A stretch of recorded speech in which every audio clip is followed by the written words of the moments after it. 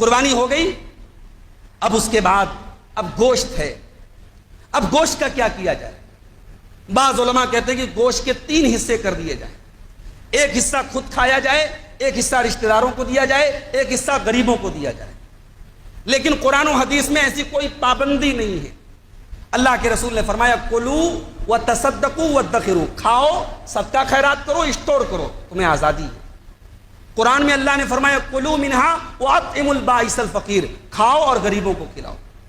تو اصل چیز یہ ہے کہ سماج کا وہ طبقہ جو غریب ہے، جو قربانی نہیں کر سکتا، 10 ہزار کے 12 ہزار کے بکرے ہیں، ہر آدمی استطاعت نہیں رکھتا، ان غریبوں کے گھر بقرعید کے دن گوشت پہنچائیے، یہ آپ کی ذمہ داری ہے۔ ہمارے یہاں قربانی کے گوشت میں بھی ادلا بدلا چلتا ہے، جہاں سے گوشت آیا وہاں جائے گا، جہاں سے نہیں آیا وہاں نہیں جائے گا۔ قربانی کے موقع پر یہ سوچ نکال دو میرے بھائی، جہاں قربانی نہیں ہوئی ہے، جہاں ضرورت ہے وہاں آپ گوشت دے دیں، جہاں یہ لگتا ہے کہ یہاں بہت گوشت پہنچ گیا وہاں چھوڑ دیں، جہاں ضرورت ہے، جہاں لگ رہا ہے کہ یہاں گوشت نہیں پہنچا گا وہاں آپ گوشت پہنچائیں، اور قربانی اپنے ہاتھ سے کریں۔ بعض جگہوں پر یہ دیکھا کہ حافظ جی کو بلا رہے ہیں، مولوی صاحب کو بلا رہے ہیں، ارے خود ذبح کرو بھائی، اللہ کے نبی نے ہمیشہ اپنے ہاتھ سے قربانی کی۔ صرف حج کے موقع پر 63 اونٹ آپ نے اپنے ہاتھ سے کیے اور باقی 37 اونٹ حضرت علی نے کیے تھے۔ یہ حج کے موقع کی بات ہے جو حج والی قربانی ہوتی ہے۔ باقی ذی الحجہ والی جو قربانی ہے وہ اللہ کے نبی ہر سال اپنے ہاتھ سے کرتے تھے۔ حضرت عائشہ چھری تیز کرتی تھی اور وہ لاتی تھی، اللہ کے نبی اپنے ہاتھ سے ذبح کرتے۔ تو اپنے ہاتھ سے ذبح کرنا یہ افضل ہے، یاد رکھو۔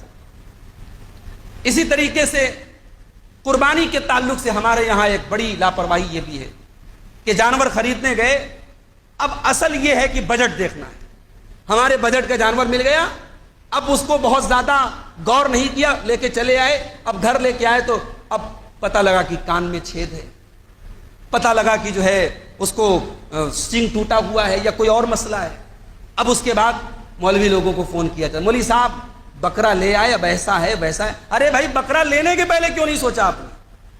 حضرت علی رضی اللہ تعالیٰ عنہ کہتے ہیں امرنا رسول اللہ صلی اللہ علیہ وسلم ان نستشرف العین والاذن، اللہ کے رسول نے ہمیں حکم دیا کہ ہم قربانی کے جانور کے کان کو اور اس کی آنکھوں کو ہم غور سے دیکھ لیں کہ اس کی آنکھ میں کوئی خرابی تو نہیں، اس کے کان میں کوئی خرابی تو نہیں ہے۔ ولا نزکیا، اور ہم ایسے جانور کی قربانی نہ کریں بالمقابلتی، جس کا کان آگے سے کٹا ہو، والمدابرت، پیچھے سے کٹا ہو، ولا شرقا، اور ایسے جانور کی قربانی نہ کریں جس کا کان پھٹا ہو، ولا خرقا، اور ایسے جانور کی قربانی بھی نہ کریں جس کے کان میں سوراخ ہو۔ یہ حضرت علی کی حدیث ہے، مسند احمد کی حسن درجے کی روایت۔ تو جانور کو دیکھ بھال کے لائے، اور جانور کے سلسلے میں اللہ کے نبی نے ایک اصول بتا دیا، جانور مسنہ ہو، دتا ہو۔ اب یہ بھی بڑا مسئلہ ہے، بعض دیہات سے آتے ہیں لوگ، صاحب یہ جانور 1 سال کے اوپر کا ہے، دت ابھی 2 دانت آئے نہیں ہے لیکن 1 سال کے اوپر کا ہے، لوگ قربانی کر بھی دیتے ہیں۔ یاد رکھیے اللہ کے رسول نے بڑی صاف حدیث ہے آپ کی صحیح مسلم کی، لا تذبحوا الا مسنہ، قربانی ایسے جانور کی کرو جو دتا ہو، جس کو 2 دانت آ چکے ہوں، الا ان یاسر لکم، اگر ایسا جانور نہ مل رہا ہو فتذبحوا جزعۃ من الظان، تب بھیڑ کا بچہ جو 6 مہینے کے اوپر کا ہو اس کو آپ ذبح کر سکتے ہیں۔ بھیڑ کا بچہ اگر ادن تھے اس کو بھی کر سکتے ہیں، لیکن بکری بکرا وغیرہ میں دتا ہونا ضروری ہے، اور دتا ہونا یہ ایک ایسا معیار اللہ کے نبی نے بتا دیا کہ اس میں دھوکہ کی کوئی چیز نہیں ہے۔ سامنے والا 1 سال کا بول کر کے 6 مہینے کے جانور لا کے آپ کو دھوکہ نہیں دے سکتا، اس لیے کہ جانوروں کے الگ مسئلے ہوتے ہیں، بعض جانور 6 مہینے کے ہوتے ہیں لیکن دیکھنے میں 1 سال کے لگتے ہیں۔ تو اللہ کے نبی نے ایک پہچان بتا دی کہ جانور کا دتا ہونا ضروری ہے۔ جانور بہیمۃ الانعام میں سے ہونا چاہیے۔ اب یہ بہیمۃ الانعام کون ہے؟ سورہ انعام میں اللہ نے 8 جانوروں کا ذکر کیا، گائے بیل، اونٹ اونٹنی، بکرا بکری، بھیڑا بھیڑی۔ بھیڑا بھیڑی میں دمبا شامل ہے، اللہ کے نبی کی حدیث موجود ہے۔ اب ہمارے یہاں بھینس کا مسئلہ آتا ہے، علماء کی ایک بہت بڑی جماعت کہتے ہیں صاحب بھینس گائے کی ہی جنس میں سے، بھینس کی قربانی کر سکتے ہیں کیونکہ بھینس گائے کی ہی ایک جنس میں سے۔ لیکن جو صحیح موقف ہے، جو مضبوط موقف ہے دلیل کے اعتبار سے، قربانی ایک عبادت ہے، اور عبادت میں منمانی نہیں چلتی، عبادت میں اتنا ہی کیا جاتا ہے جتنا قرآن و سنت سے ثابت ہے۔ قرآن و سنت میں 8 جانوروں کی قربانی کا ذکر ہے، اگر کوئی ایسا علاقہ ہو جہاں ان 8 جانوروں میں سے کوئی جانور نہ مل رہا ہو تو چلو وہاں الگ مسئلہ ہے کہ ہم 9واں جانور تلاش کریں۔ اگر ان 8 جانوروں میں سے کوئی جانور اویلیبل ہو تو ان کو ترجیح دی جائے۔ اور جہاں تک لغت کی بات ہے کہ لغت میں کہا گیا الجاموس نوع من البقر کہ بھینس بھی گائے کی ہی قسم میں سے ہے، تو معاف کیجئے گا بکری کے لیے عربی میں لفظ استعمال ہوتا ہے شاتن۔ یہ بڑے پوائنٹ کی بات آپ کو بتا رہا ہوں، لغت کی بات بتا رہا ہوں۔ بکری کے لیے عربی میں کیا لفظ استعمال ہوتا ہے؟ شاتن کا لفظ، اور لغت میں ہرن کو بھی شاتن کہا گیا ہے۔ تو کیا ہرن کی قربانی ہو جائے گی؟ سب کا اتفاق ہے کہ ہرن کی قربانی نہیں ہوگی۔